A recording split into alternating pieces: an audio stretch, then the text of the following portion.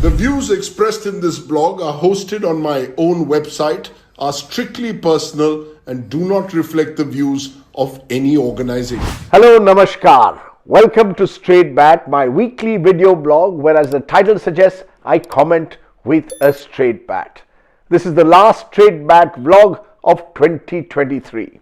And as a turbulent year draws to a close and a potentially even more chaotic period lies ahead, it's time for an annual year-end prayer for a better India and the world in 2024. So with due apologies to Gurudev Rabindranath Tagore, the original poet laureate of this country, let me bring you my prayer for India for 2024. Where the mind is without fear and the head is held high, where the world's largest democracy holds elections that are truly free and fair, where the Election Commission steps up to restore the legacy of a T.N. Seshan-like formidable figure, where India's election umpire discovers its spine and reputation as a truly neutral body, where it cannot be that electronic voting machines are seen to work perfectly when you win, but you accuse them of being tampered with when you lose an election, where political parties conduct a competitive election campaign without resorting to narrow appeals to caste and religion, where any rabble-rousing attempts to spread enmity and disharmony between communities are fiercely resisted by one and all, where candidates are selected on merit, not their lineage, where family surnames don't matter but character certainly does, where electoral bonds and money power do not skew the political battlefield in favor of those with far greater access to state power and resources, where whoever wins the election works to win the hearts of those who didn't vote for them and not just appeal to those who did, where the enforcement agencies are not weaponized to becoming agents of the ruling party against their political rivals, where the enforcement directorate will act with the same vigor in BJP-ruled states as they do at the moment against the opposition, where it cannot be that a politician is investigated when he is in the opposition or he or she is in the opposition, but the cases disappear the moment they switch sides, where the police forces refuse to effect illegal arrests only because it suits specific partisan interests, where the Supreme Court walks the talk on civil liberties and constitutional rights, where bail not jail is the mantra of the judicial system and under trials aren't kept languishing in jail for years on end, where politically sensitive cases are adjudicated without any bias or pressure, where principles of natural justice and a fair hearing must apply to every citizen and not just the VVIP powerful and influential in this country, where a Ram temple in Ayodhya doesn't become a symbol of political and religious supremacy which ends up polarizing communities further instead of building bridges between them, where an ethnic conflict in Manipur isn't allowed to divide a people and a state,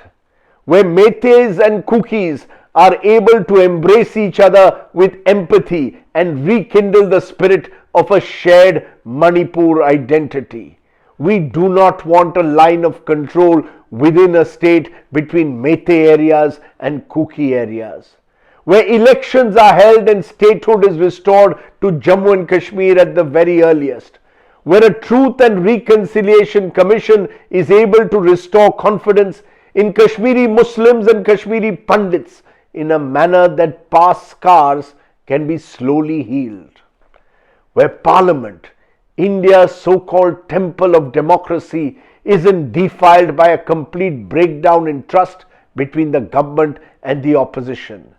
where the government must be held accountable and the opposition must be more responsible, where mass suspensions are avoided, where entering the well of the house with placards is discouraged,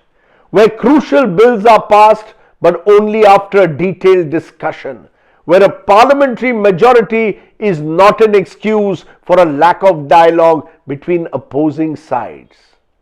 where the scope of caste-based reservations is not expanded in a manner that it will only widen fault lines in our society,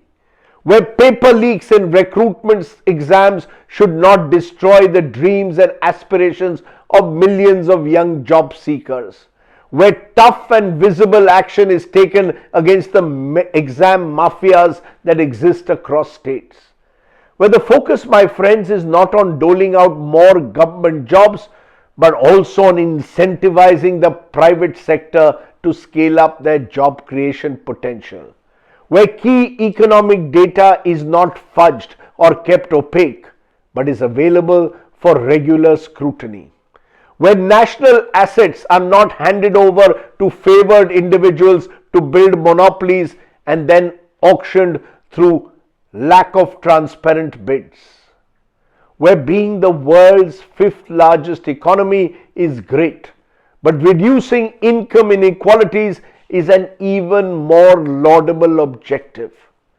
where political parties don't bankrupt state exchequers by making election guarantees that can't be kept when in power, where one party's revenue or freebie doesn't become another party's welfare project, where investing in quality health and education facilities takes priority over building more statues and memorials, where India has at least half a dozen universities in the world's top 100 instead of not having even a single one, as is the case at the moment, where super specialty hospitals are not out of reach for the common citizens, where affordable healthcare for every citizen becomes a national mission, where we can't claim to be green warriors by attending climate change summits globally but allow the massive destruction of treasured Himalayan regions closer to home, where women's empowerment is not just a slogan, my friends, but is a commitment, where India should surely have more than one woman chief minister spread across 29 states,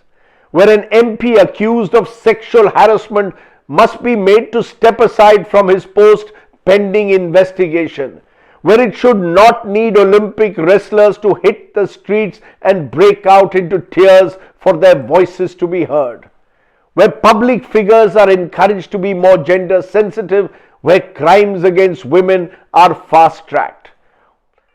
where a terror attack in Israel doesn't justify the annihilation of a people and a humanitarian catastrophe in Gaza, where retaliatory bombings cannot be in brazen violation of international laws, where the life of an innocent Palestinian child must matter just as much as that of an Israeli, where India hosting the G20 summit is yes a moment to be celebrated, but of even greater relevance is to be seen in world fora as a force of moral courage if we truly aspire for leadership of the global south, where the Indian cricket team is feted not just for individual star performances but as Team India that won an incredible 10 World Cup matches in a row,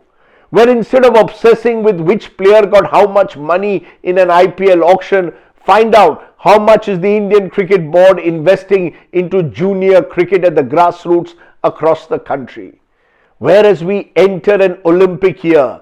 give far greater importance to our Olympic athletes and their achievements, where we win more medals than ever before at the Olympic Games this year in Paris, where one Neeraj Chopra spawns many champions for the future so that we truly have a golden Olympic Games. Into that heaven of Amrit Kal freedom, let my country, my friends awake. As a postscript, a prayer and a word for media friends, especially those in television ahead of this big election year, where we ensure a level playing field between political parties, neither becoming cheerleaders nor antagonists, but being what we were always meant to be, chroniclers of an exciting time. As I said, this is a prayer for India in 2024. All I can say, Happy New Year or Happy News Year. Thanks for watching. Do of course subscribe to my YouTube channel for many more such videos in 2024. Goodbye, Jai Hind, Namaskar.